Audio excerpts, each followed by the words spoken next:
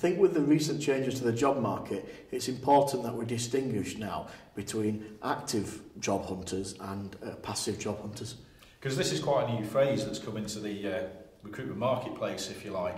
Active job seekers, as you'd expect, are the ones that are looking for a job at the moment, and that tends to be people who are unemployed for redundancy, etc. And then you've got the passive job seekers. These are the guys who are in jobs at the moment but might be interested in a job if it happened to come along.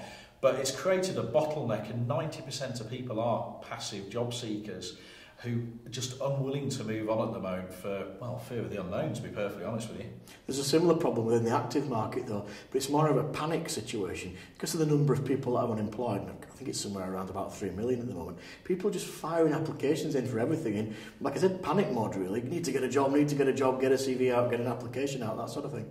And this causes a problem by itself because recruiters are receiving a couple of hundred CVs per position, or it can be the case, and you could be that one needle in that proverbial haystack, and you don't want to get lost in there. I think that's an important point, that the needle in a haystack, because although it is quite tight out there are still opportunities, and so you have to make sure that you A, select the right opportunity, and then B, when you get your application into it, make sure it stands out.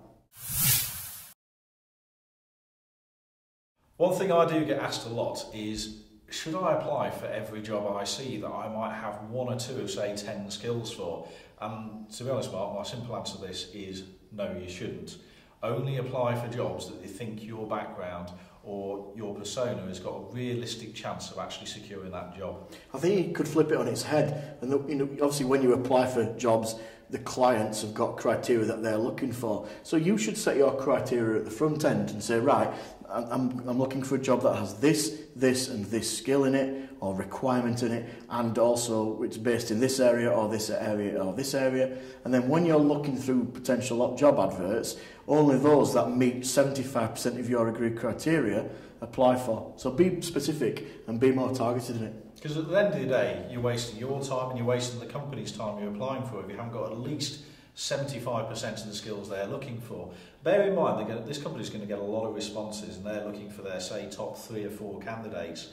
And, you know, if you start applying for lots of jobs here, there and everywhere that you maybe only have 25% of the skills, there is a danger that you could get a name for yourself and, you know, your CV might not get looked at for the job you're right for. It is still important, though, to make sure that your application stands out from the crowd.